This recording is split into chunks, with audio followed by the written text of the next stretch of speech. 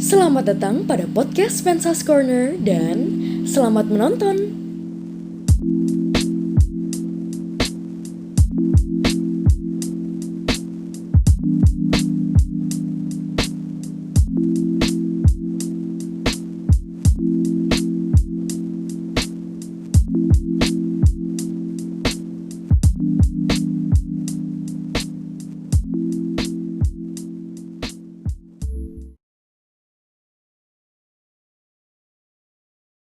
Assalamualaikum warahmatullahi wabarakatuh. Waalaikumsalam warahmatullahi wabarakatuh. Selamat pagi semuanya dan salam sejahtera bagi kita semua. Bersama saya, Zafa Kusya Azarin Cahya Arvelia, dan kalian, generasi penerus bangsa yang kece abis pada Pensas Corner.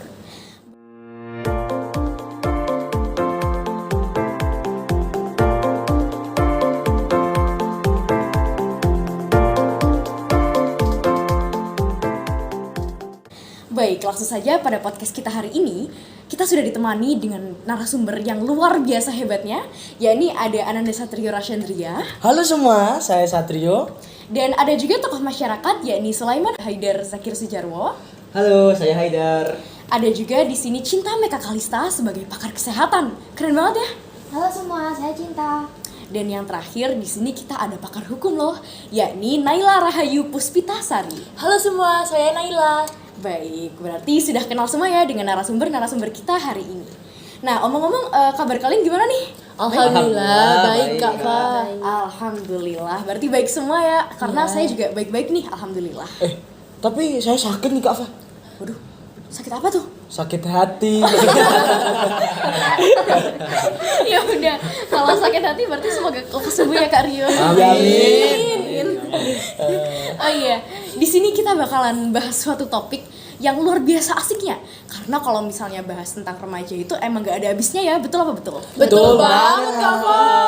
Betul banget kan? Nah, jadi topik kita pada pagi hari ini adalah menolak perilaku seks bebas pada kalangan remaja. Jadi seperti yang telah kita ketahui bersama, bahwa masa pubertas itu adalah masa peralihan dari masa kanak-kanak ke masa dewasa. Dan pada masa pubertas inilah para remaja itu pasti mencari jati diri mereka. Mereka akan mengambil keputusan-keputusan yang beresiko untuk mencari hal-hal yang belum mereka tahu nih. Dan di era globalisasi seperti yang sekarang ini, remaja tuh harus banget dilindungi oleh lingkungan sekitarnya. Karena kalau misalnya tidak, remaja ini dapat terjerumus pada pergaulan bebas. Nah, pergaulan bebas ini tuh dapat diartikan sebagai pergaulan-pergaulan yang melebihi batas-batas norma yang ada. Sebagai narasumber utama pada acara podcast pagi hari ini, bagaimana sih tanggapan Saudara Rio terhadap perilaku seks bebas yang marak pada kalangan remaja saat ini? Baik, terima kasih Kak Fa. Di zaman yang semakin berkembang ini, tentunya semakin beragam pula tingkah laku maupun masalah sosial yang timbul di masyarakat sekitar kita sekarang. Terutama masalah para remaja. Para remaja adalah kelompok yang paling rentan dalam hal perilaku melakukan seks bebas ini. Mengingat, para remaja belum bisa mengekspresikan maupun melepaskan dorongan seksual yang berasal dari kematangan organ dan perubahan hormonal berupa tingkah laku yang lebih bertanggung jawab. Seks bebas ini biasanya disebut di masyarakat kita itu hubungan seksual di luar hubungan nikah atau hubungan yang sah. Lalu di dalam praktiknya hal tersebut bisa dilakukan oleh satu orang dan satu orang lain ataupun satu orang dengan bergonta-ganti pasangan. Lalu contohnya adalah meningkatnya angka kelahiran maupun kehamilan pada saat pandemi akibat terjadinya seks bebas tersebut. Lalu para remaja melakukan hal yang tidak senonoh pada lingkup sekolah. Begitu ya. Wah, berarti mengerikan sekali ya fenomena-fenomena yang telah terjadi pada remaja-remaja saat ini. Nah, berarti untuk fenomena-fenomena seperti ini, kontrol orang tua itu sangat penting untuk para anak-anaknya. Tetapi namanya juga remaja ya, pasti mereka tuh tidak bisa yang namanya dikekang, diatur-atur, atau diketati oleh para orang tua mereka sendiri dong. Jadi pastinya harus ada pendekatan tersendiri antara orang tua dengan anak tersebut, seperti dari sisi psikologi atau kejiwaan anak tersebut. Betul sekali. Jadi remaja itu tidak bisa dikekang, diketati, seperti itu tidak bisa. Sehingga diperlukannya sinergi pengasuhan. Nah, sinergi pengasuhan sendiri adalah kesamaan pola didik antara sang ayah dengan sang ibu sehingga dapat menjadi orang tua yang utuh bagi anaknya. Nah, menjadi orang tua yang utuh itu misalnya dapat menjadi sahabat sang anak, memahami kondisi psikologisnya, dan juga dapat bersikap bijak. Nah, dari sinergi pengasuhan tadi itu diharapkan menjadikan bonding yang kuat antara sang ibu dengan sang anak. Ya, saya mengerti. Tetapi meskipun sudah ada bonding yang kuat antara orang tua dan anak, apakah itu bisa menjamin bahwa proteksi pada anak tersebut itu kuat? Emang tidak ada, misalnya faktor-faktor lain seperti faktor lingkungan gitu. Gimana? Bonding dengan keluarga memang tidak cukup untuk memproteksi. Banyak faktor-faktor lain yang dapat mempengaruhi perilaku ini. Untuk itu, peran para masyarakat sangat dibutuhkan. Dalam hal ini, masyarakat diharapkan untuk peduli dan saling berbagi informasi dalam penanggulangan dan pengawasan terhadap perilaku remaja di lingkungan.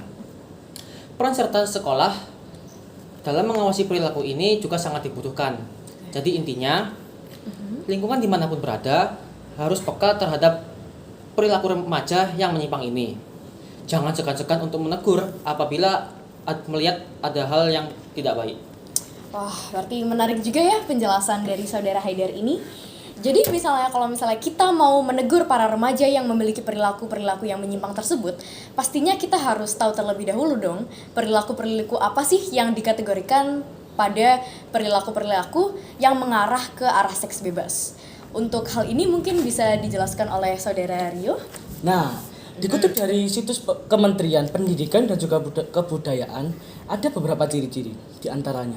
Yang pertama, yaitu adanya rasa ingin tahu yang besar terhadap sesuatu yang negatif. Contohnya yang seperti kita bahas sekarang ini, remaja ingin tahu sekali dengan melakukan seks bebas tersebut.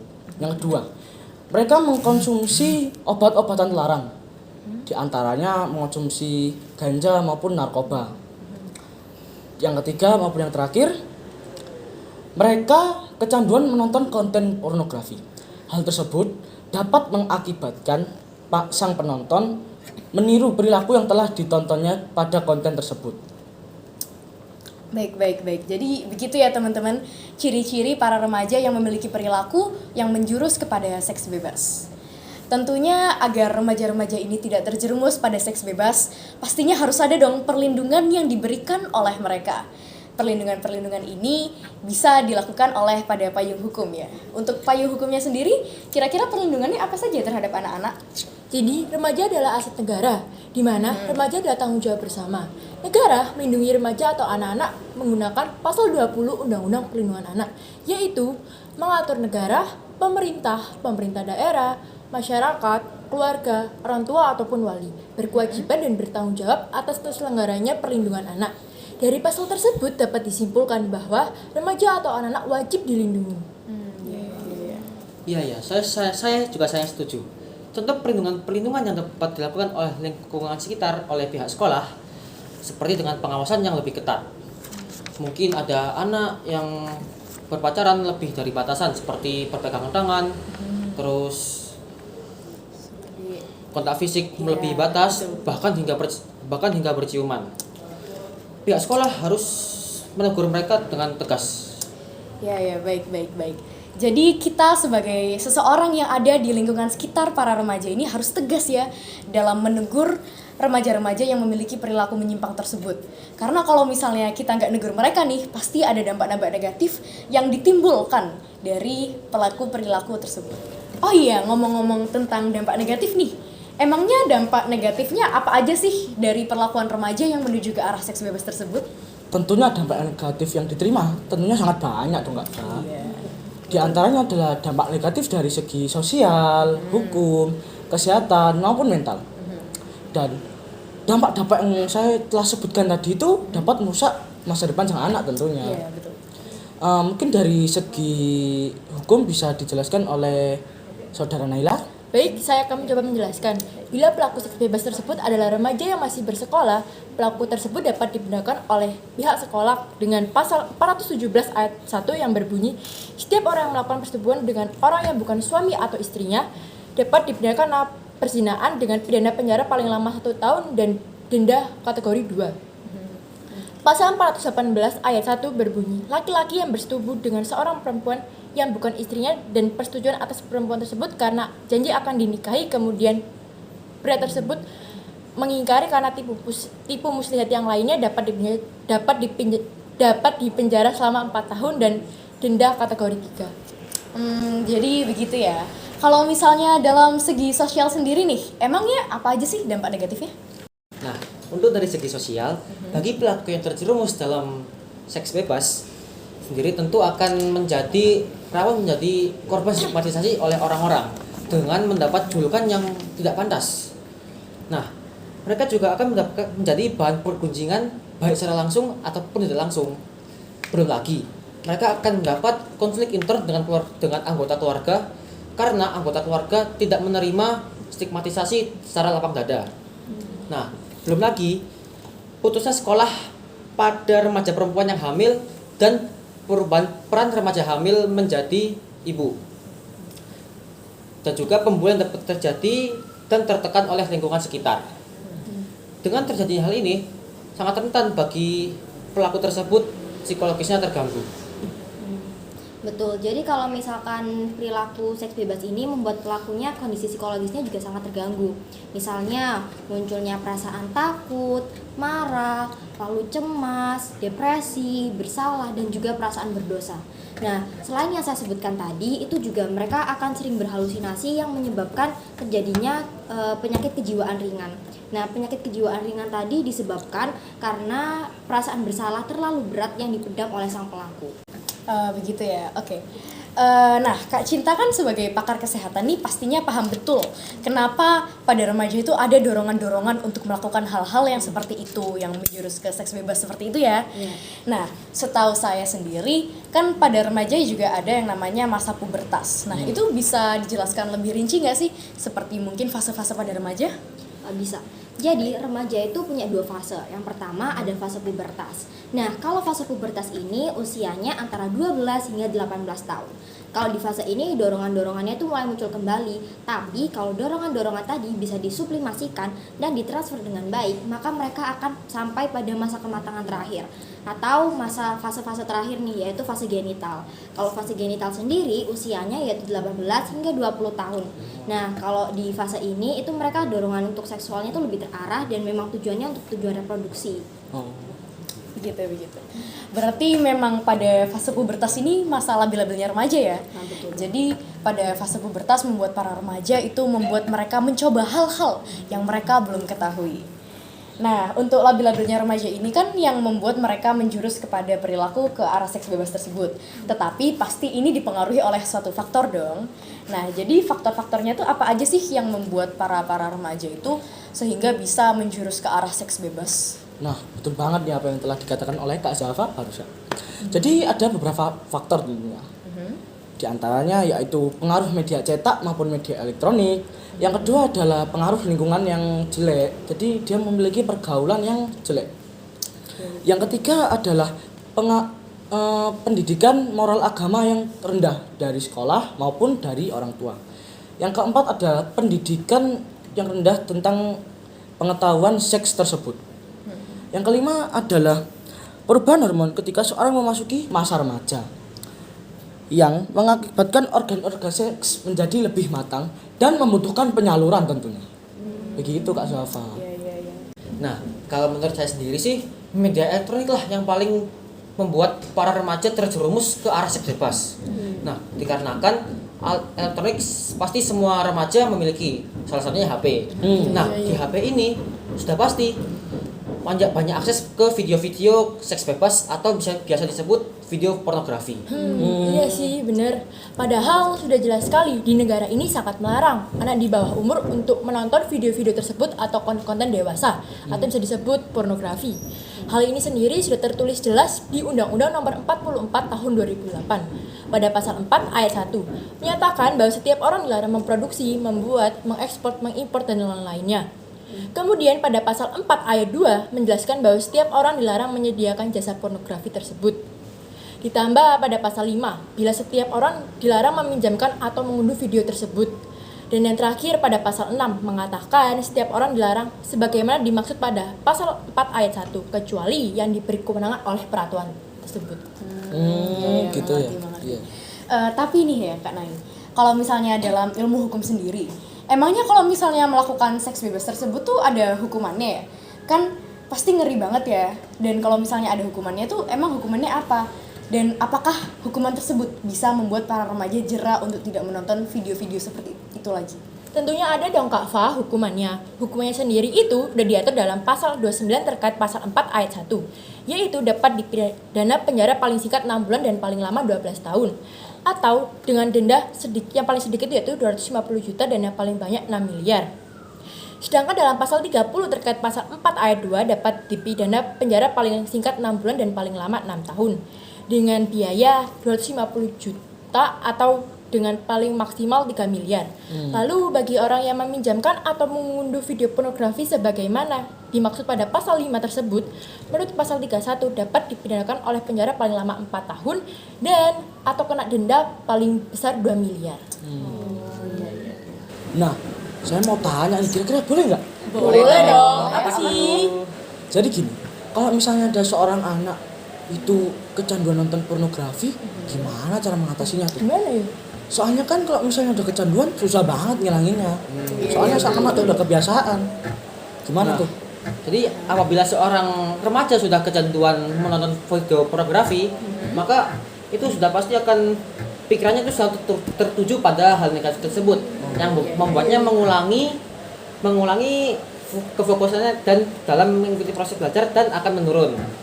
Malas belajar, malas mengerjakan tugas dan lain sebagainya. Iya. Lalu dapat menimbulkan rasa ingin mencoba dan apabila terjadi dan pelaku perempuan hamil di luar nikah, maka akan sangat menimbulkan masalah bagi pelaku. Terutama bagi remaja yang masih sekolah. Pihak sekolah pasti akan mengeluarkan pelaku jika ketahuan siswanya ada yang hamil. Sedangkan bagi pelaku yang masih kuliah, hamil di luar nikah akan menimbulkan malu yang luar biasa, terutama orang tua. Nah, saudara cinta pasti lebih paham sih ya kalau masalah kecanduan pornografi, dampak-dampaknya terhadap otak dan psikologi. Waduh, gimana itu Kakak Cinta? Jadi gini, kalau misalkan pelaku tersebut memang menonton video pornografi tersebut dan mencobanya, itu juga akan menimbulkan rasa malu pada dirinya. Selain rasa malu, itu juga banyak banget dampak-dampak lain yang ditimbulkan. Misalnya nih dari dampak psikologis. Kalau dari dampak psikologis biasanya pelaku ini dapat mudah marah, lalu juga cemas, depresi, lalu perasaan bersalah, berdosa, dan lain-lain. Nah, kalau dari dampak fisiologis, biasanya itu menimbulkan kehamilan yang tidak diinginkan yang berujung dengan melakukan aborsi. Nah, kalau dari dampak sosial, biasanya ini dari lingkup masyarakat. Misalnya tidak diterima, dicela, lalu dikucilkan. Lalu juga mereka akan putus sekolah akibat kehamilan tadi dan perubahan peran dari remaja tadi menjadi seorang ibu. Terus yang terakhir, ada dampak fisik. Kalau dampak fisik ini biasanya berkembangnya penyakit seksual menular yang terjadi di masyarakat, yang terjadi di usia remaja gitu kan, dalam rangka usia 15 hingga 24 tahun. Nah, biasanya ini penyakitnya itu AIDS atau HIV. Ngeri ya. Ngeri banget ya teman-teman. Baik, jadi sebenarnya penjelasan dari Kak Rio, Kak Cinta, Kak Naila, serta Kak Haidar ini dapat dimengerti dengan baik. Nah, kalau misalnya sekarang ini saya pengen tanya yang seputar ada peran orang tuanya di sini. Nah, jadi kalau misalnya kita sebagai orang tua nih ya, itu tuh bagaimana sih cara untuk mencegah para remaja agar tidak terjerumus ke dalam seks bebas tersebut? Gimana tuh? Nah, jadi ada beberapa cara nih untuk orang tua bisa untuk anaknya. Di antaranya adalah membekali anaknya dengan fondasi agama. Jadi pendidikan agama itu sangat penting kan? Dengan adanya pendidikan agama dapat menjauhkan anaknya dari hal-hal seperti ini. Nah, selanjutnya orang tua perlu menjadi sahabat dari seorang anak. Nah, maksudnya adalah orang tua harus mampu memahami psikologi anak dan bersikap bijak terhadap anak. Sehingga menjadikan anak memahami bahwa orang tua adalah tempat yang cocok untuk cerita. Nah, selanjutnya yang ketiga adalah orang tua bisa bersinergi dengan guru dan sekolah untuk berperan aktif dalam memantau pendidikan. Sehingga pilihlah sekolah yang juga pihak sekolahnya memantau pendidikan anaknya. Lalu yang keempat adalah berikan anak edukasi tentang pergaulan bebas dan dampak negatifnya. Menyampaikan bahwa perilaku tersebut bisa berdampak buruk bagi anaknya. Begitu, baik. Keren banget ya penjelasan dari narasumber-narasumber kita pada hari ini. Sangat dapat dimengerti ya. Jujur dari tadi saya dapat banyak banget nih ilmu yang telah dipaparkan oleh mereka, narasumber-narasumber kita yang luar biasa hebatnya ini. Terima kasih ya. Iya, Iya, sama-sama. Nah, alhamdulillah sekarang kita ada di akhir dari podcast kita. Tapi sebelum saya menutup podcast pada hari ini, mungkin masih ada yang mau disampaikan dari narasumber-narasumber kita, dapat berupa kesimpulan atau saran dan lain-lain, saya persilahkan. Nah, saya ingin memberikan kesimpulan nih. Oke, agar apa yang kita diskusikan hari ini dapat bermanfaat bagi penonton maupun kita. Amin. Jadi, seks bebas ini sangatlah tidak baik bagi masa depan para remaja. Banyak sekali kerugian dari segi kesehatan, moral maupun hukum jika ada seseorang yang melakukannya. Kesimpulan dari faktor yang kita bahas yaitu pengaruh media elektronik dan cetak, pengaruh lingkungan, rendahnya pendidikan moral agama, minimnya pengetahuan, lalu perubahan hormon ketika seseorang memasuki masa remajanya yang menyebabkan organ-organ seks menjadi lebih matang dan membutuhkan penyaluran. Sedangkan kesimpulan dari solusinya yaitu memperkuat pendidikan agama sejak dini. Nah, pendidikan agama ini tidak harus memasukkan anak ke pondok pesantren, tapi kita bisa mengajak anak untuk mengikuti pengajian di masjid setiap subuh ataupun maghrib. Yang kedua, yaitu membentuk karakter positif sang anak. Yang ketiga, selektif dalam berteman. Yang keempat, memperkuat hubungan antara orang tua dan anak seperti yang telah dijelaskan oleh narasumber Cinta dan juga Haidar. Yang kelima yaitu pemberian edukasi seks bebas pada anak remaja. Sudah? Sudah. Baik, terima kasih ya Kak Rio atas kesimpulan yang telah dipaparkan. Jujur sangat membantu nih ya untuk para teman-teman di rumah agar memahami isi dari podcast kita hari ini. Nah, untuk sekarang saya mungkin akan memberikan beberapa saran yang telah dilakukan oleh peneliti di Universitas Negeri Medan. Nah, yang pertama, yakni hendaknya kita harus memahami konsep dari berpacaran yang sehat. Jadi seperti pacaran yang sehat, sesuai umur, dan tidak berlebihan gitu ya. Jadi kita juga harus berani katakan tidak kepada pasangan jika mereka memang terlalu jauh nih pacarannya. Jangan segan-segan ya untuk mengatakan tidak pada pasangan kita. Stay safe ya teman-teman di luar sana. Lalu yang kedua, yakni kita hendaknya selektif dalam memilih teman. Kita harus bisa memilah dan memilih mana yang baik dan mana yang buruk. Karena sesuai dengan yang telah dijelaskan oleh narasumber-narasumber tadi, bahwa faktor lingkungan itu sebenarnya sangat penting. Jika memang teman-teman kita memberi dampak yang buruk bagi kita, sebaiknya kita tinggalkan saja ya mereka. Dan yang terakhir atau yang ketiga nih, adalah hendaknya kita tidak menganggap sepele tentang pacaran-pacaran yang melebihi batas. Seperti walaupun itu hanya kontaks fisik yang berlebihan atau bahkan hingga ciuman, itu harus banget dihindari ya teman-teman. Karena emang itu tuh biasanya perilaku-perilaku yang menjurus ke seks bebas. Jadi teman-teman jangan gitu ya. Ih, ngeri banget ya sebenarnya. Semoga teman-teman nggak pernah terjerumus dalam hal-hal seperti itu. Ngeri. Nah, jadi sekarang saya akan menutup podcast pada hari ini. Terima kasih banyak lagi saya ucapkan kepada Kak Rio, Cinta, Naila, sama Haidar. Terima kasih banyak ya. Sama-sama Kak. Terima kasih kembali. Terima kasih juga pada teman-teman di rumah nih yang udah setia nyaksikan kita dari tadi membahas tentang perilaku seks bebas ini. Terima kasih banyak teman-teman yang di rumah ya. Semoga podcast kita pada hari ini dapat memberikan manfaat bagi kita semua dan memperluas wawasan kita tentang seks bebas. Amin. Sekian dari kami, semoga bermanfaat. Terima kasih telah mendengarkan. Tepuk tangan dulu dong buat kita semua.